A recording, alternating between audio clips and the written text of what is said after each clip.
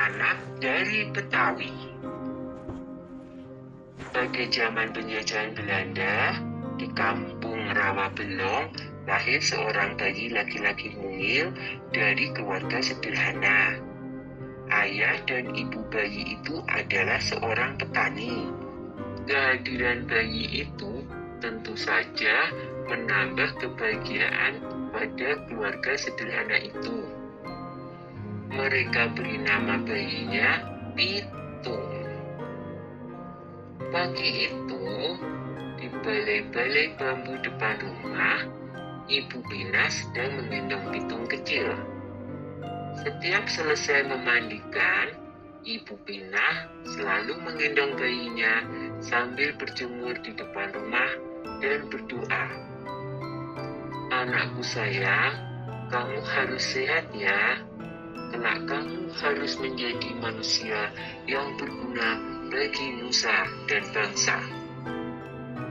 Tak terasa, Pitung mulai menginjak usia remaja.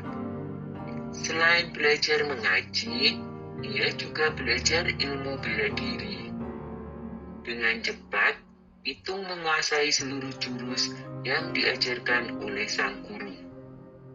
Sampai akhirnya, sang guru mewariskan ilmu Pancasona kepadanya, yaitu ilmu kebal senjata. Suatu hari, Pitung menyaksikan kekejaman centeng-centeng Babahlim si tuan tanah. Mereka mendatangi rumah penduduk dan merampas harta benda yang ada, karena tidak membayar pajak dan upeti. Dengan kejam, mereka memukul dan menyeret para penghuni rumah. Hati kecil Pitung terpanggil untuk menolong mereka. Ini adalah saat pertama Pitung membela orang lemah. Pitung tak tega melihatnya. Hei centeng-centeng, kenapa kalian merampas harta orang dan menindas orang yang tak berdaya? Kalau berani, sini lawan aku, tantang Pitung. Mendengar itu, si pemimpin centeng marah.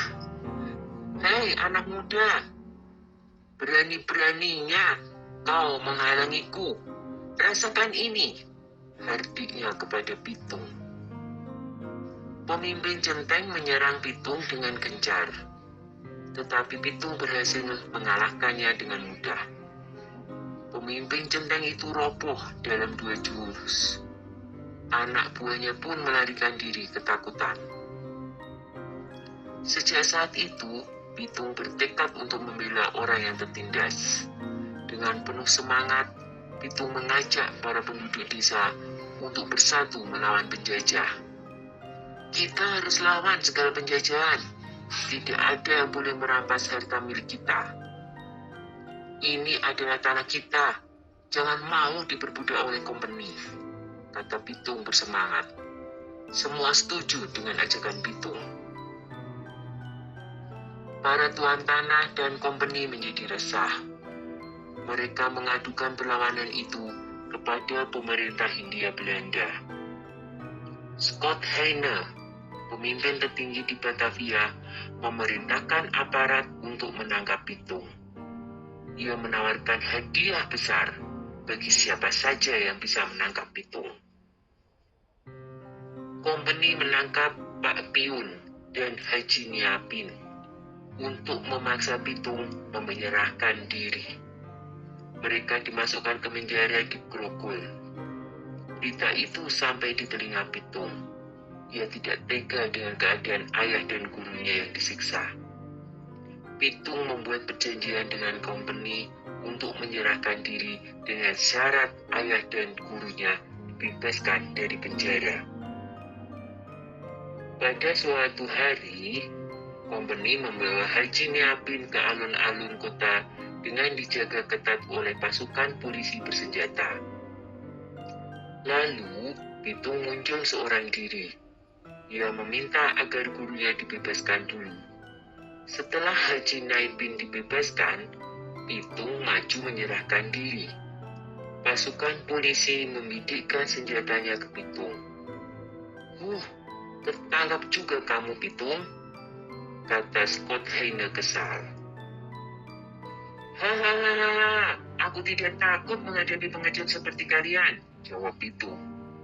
Scott Heine marah dan ia langsung memberi tanda kepada pasukan untuk menembak.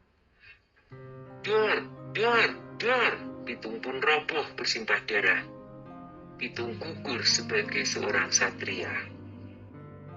Beberapa bulan kemudian, Scott Heine dipecat dari jabatannya karena menembak orang yang tidak melawan ketika ditangkap. Pitung gugur sebagai pahlawan dan akan selalu dikenang oleh generasi-generasi berikutnya. Sudah dulu ya cerita si Pitungnya. Jumpa lagi di cerita lain.